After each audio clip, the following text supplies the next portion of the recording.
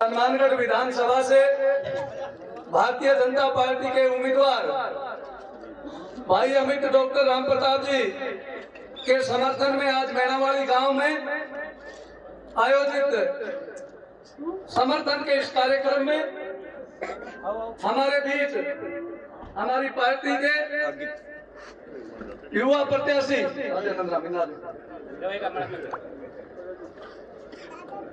अमित साहू जी, हमारे मंडल के मंडल अध्यक्ष गोस्वामी जी, सम्मानित मंच और उपस्थित गांव के बुजुर्गों, नौजवान साथियों, मातृशक्ति,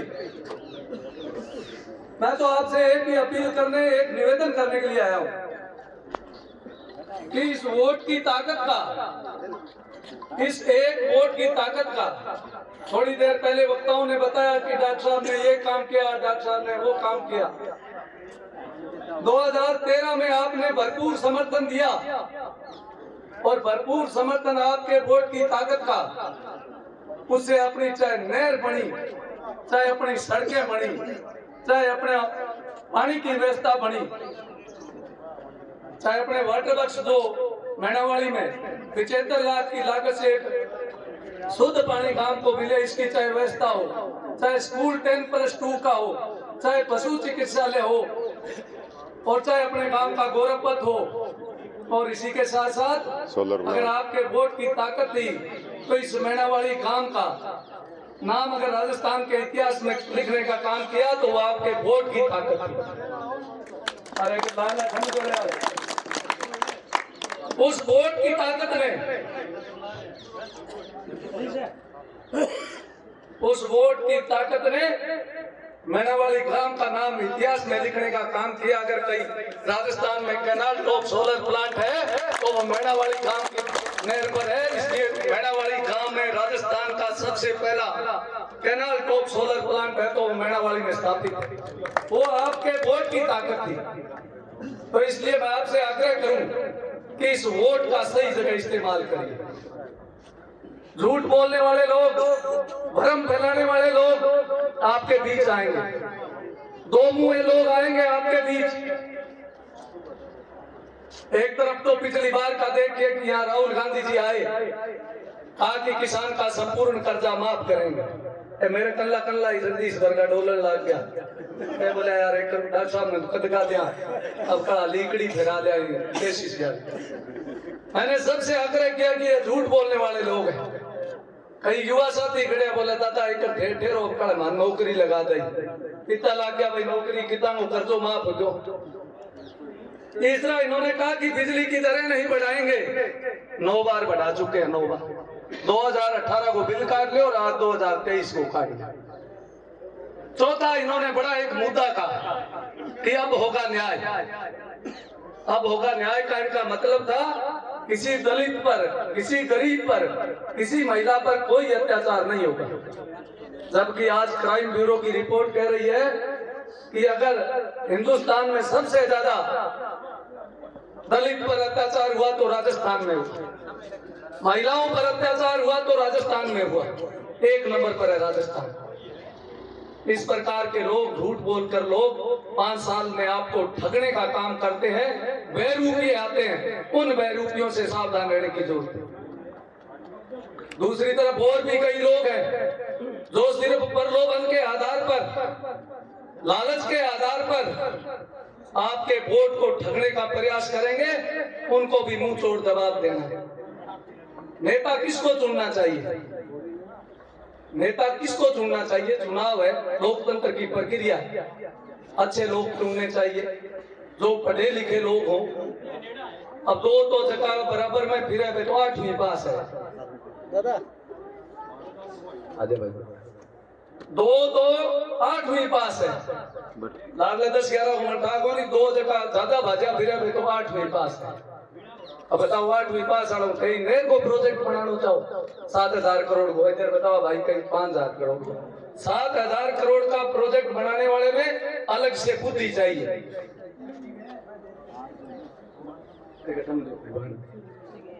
अब एक तरफ एक तो कह करे हो 8वीं पास हो गई तड़कन, कोई पार्टियां कोई आ न कहते भाई 10वीं पास तो होना ही चाहिए। जद बादरा में एक नकली बिठायो के वाला छोरा था ओपन यूनिवर्सिटी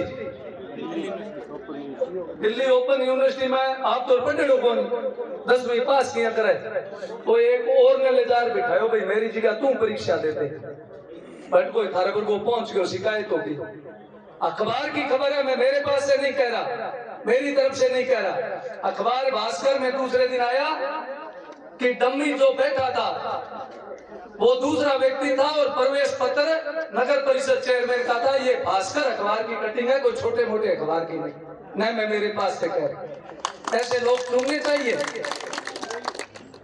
ऐसे लोग जनता के बीच चुने जाने चाहिए जिनका काम ही ठगी करना है।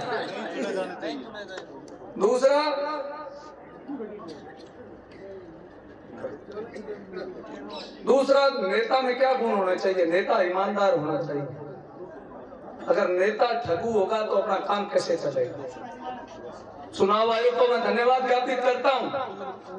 चुनाव आयोग ने कहा कि अब की बार जो उम्मीदवार बनेगा और उस पर कोई मुकदमे है तो 3 बार अखबार में कढ़ाने पड़ेंगे खुद के खर्चे से टेलीविजन में भी बताना पड़ेगा और अखबार में भी निकलवाना होगा क्योंकि चुनाव आयोग चाहता है कि इस लोकतंत्र में भ्रष्टाचारी लोग नहीं आए झूठे लोग नहीं आए। जनता को सचेत करने के लिए उन्होंने कहा कि 3 बार आपको अखबार में 10 से 13 तारीख तक 16 से 19 फिर 22 से 23 इस तरह 3 बार आपको अखबार में किसी जो उम्मीदवार चुनाव लड़ रहे हैं उन पर अगर कोई मुकदमा है तो जनता को पहले बताना पड़ेगा। अब एक भाई का तो 40 तो लखो लिया 46 तो बना आपका मुंह बताया अखबार में कोई झूठी हुआ तो विरोधी सुने तो मेरे करना आ जाइयो अरबी में ही ठगी आपने काम है तो भास्कर हुआ पत्रिका हुआ बटला मार्केट लोकल ही छपा लियो बैठना वाला था तो बुकी कौन बात 46 मुकदमा और मुकदमा क्या नगर परिषद की फाइल चोरी का आगे लिखोड़ा पर लिखो मैं कौन बोलने ला रही हूँ बात खुद लिखे नगर पालिका बोले ए मुकदमा कितनी तारीख का सारा पूछे आप लिखे हाथ बोले एक तो नगर पालिका में चोरी को एक चेक का नादरण को 20-22 420 का प्लाट ठगना का रोड अब थे बताओ भाई आदमी चुनना है आपका हाथ लिखा है मैं कहने लाग रही हूँ। तो इस तरह के लोग जब राजनीति में आते हैं लोकतंत्र कमजोर होता है। हमारा नेता जिन्होंने 30 साल से एक संत के रूप में सेवा की है एक कोई भ्रष्टाचार और चरित्र पर सुई की नोक जितना का अगर दाग हो तो मैं आज ये मन छोड़ दूंगा। मैंने पूरा जीवन उनके साथ बिताया और फिर कोई उद्देश्य नहीं था सारे गांव के लोग जानते हैं मैं घर में कुछ नहीं लाया लेकिन उनकी ईमानदारी की वजह से उनके चरित्र की वजह से और मुझे भी बहुत कुछ सिखाया। और दूसरी बात अगर इस गांव की बात करें तो इस गांव को हमेशा डॉक्टर साहब ने एक परिवार के रूप में माना है। कोई बिना जाति भेदभाव किए हुए सब जितने हम 2-3-4 समाज जो इस गांव में रहते हैं सभी को अपना परिवार मानते हुए हमेशा एक विकास के काम में महत्वपूर्ण भूमिका निभाई। अब सारी बातें पूर्व वक्ताओं ने रखी। अब अपना जो पार्टी का घोषणा पत्र बना है उसमें 2 बातें मुख्य रूप से गांव के लोगों के लिए रखी। हमारी सरकार बनने जा रही है 150 सीटें आ रही है और सरकार मन बना चुकी है कि इस कांग्रेस सरकार को उखाड़ फेंकना है। मन बनायो कौन है दिन उखाड़ को बना लियो तो भारतीय जनता पार्टी की सरकार आने जा रही है तो इसमें भ्रष्ट लोगों के लिए कोई जगह नहीं होगी। उनके लिए जगह होगी तो जेल की सलाखें होंगी। लेकिन पार्टी ने एक बहुत बड़ा काम अपने घोषणा पत्र में लिखा है कि गेहूं 2700 रुपए किसान की खरीदेंगे। आज सबने अखबार में पढ़ा और जो बीपीएल परिवार है उनके लिए वो 1 और 2 रुपए किलो गेहूं लगातार उनको मिलती रहेगी दोनों तरफ ही। नहीं तो ये कांग्रेस फिर बुढ़ानी देना जी कई सारे गरीबा ने कणक महंगी कर दी और बुढ़ा होगा था। तो इस प्रकार दोनों काम अपने किसान के गांव के हित में डॉक्टर साहब के चाहे पिछले कार्यकाल और जो भविष्य की बात कर रहे हैं जो भी गांव में काम होगा 5 सालों की बात नहीं करेंगे क्योंकि बात करने से कोई फायदा नहीं। जब कोई 5 रुपए का गांव में काम नहीं हुआ 5 साल में तो उस बात करने का कोई फायदा है बताओ। चाहे अपने 13 किलोमीटर एक योजना में सड़क बनी, 7 किलोमीटर चोइला वाली बनी, 5 किलोमीटर दोरारपुरा बनी। अब 500 मीटर रुका दी क्यों है तो भला आदमी है नहीं, 500 मीटर दोरारपुर ने करने रुकाई। अब 500 मीटर 5 साल में बनी है तो बता दे, सिर्फ 500 मीटर रुकवाने का काम इन्होंने किया। चलो मैं यार थारो राजा और थे बना दियो, 500 मीटर सड़क कौन बने। अपने स्कूल की चाहे बात करें, जितना जो मांगा, और दूसरे मेरे कार्यकर्ता बंधु आए हैं, हमारे स्कूल में कुछ कमरों की कमी थी, हमारे प्रिंसिपल साहिब आए, उन्होंने आग्रह किया तो मैंने कहा ये तो सरकार का काम है, हम कितना काम कर सकते। क्या सरकार पैसे दे नहीं रही, काम के भामाशा आगे आए तो गांव के लोगों ने सबने मिलजुल कर 4 कमरों का निर्माण, जिनकी लागत करीबन 15 लाख के गांव के लोगों ने किया। अब सरकार का काम गांव के आदमी हो जाएंगे, पर लेकिन हमारे बच्चे बढ़ते हैं, शिक्षा के क्षेत्र में हम आगे बढ़े, इसलिए हमने स्कूल में सब गांव के मिलने को अकेले मैंने नहीं बनाया, सब लोगों ने मिलकर सबका सहयोग था, थोड़ा ज्यादा सबका सहयोग था। भाई गरीब आदमी है, उसका भी बच्चा स्कूल में पढ़े, वो भी आगे बढ़े, उसका भी जीवन यापन अच्छा हो, इस सोच के साथ भारतीय जनता पार्टी का प्रत्येक कार्यकर्ता काम करता है, और तब जाकर हम आगे बढ़े। तो ज्यादा आपका समय नहीं लेते हुए इस वोट की ताकत को पहचानिए, उम्मीदवार को पहचानिए। 15 दिन खूब आएंगे, 10 दिन, अब तो 10 बचे। झूठ बोलने वाले, झांसे देने वाले, उन लोगों से अपने को बचना है।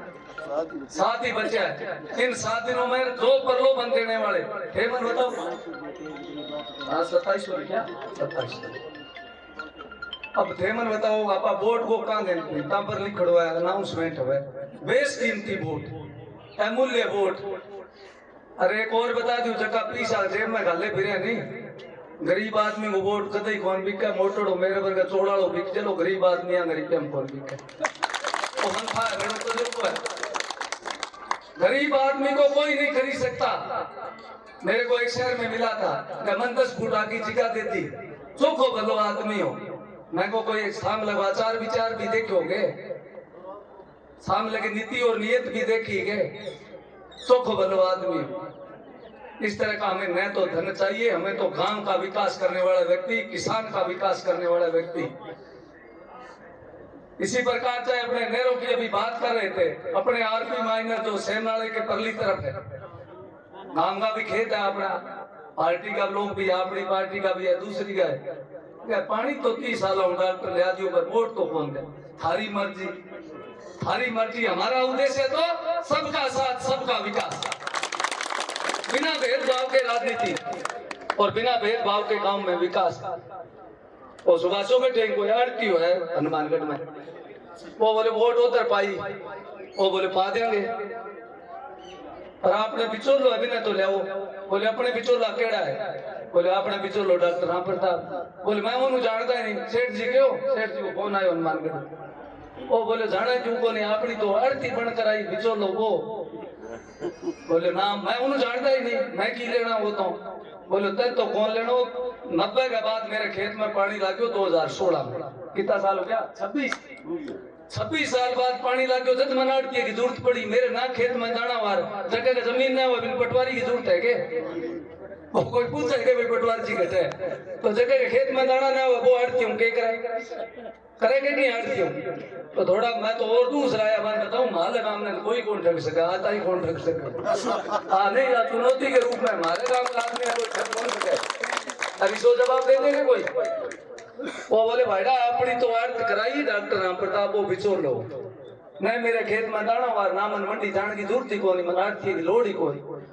तो इस तरह गुमराह करने वाले अनेक लोग आएंगे, अनेक रिश्तेदार भाई बंधु को लेके आएंगे, लेकिन अपने को सजग प्रहरी के रूप में इस वोट की ताकत इस गांव के लिए, इस हनुमानगढ़ विधानसभा क्षेत्र के लिए अपने को सबको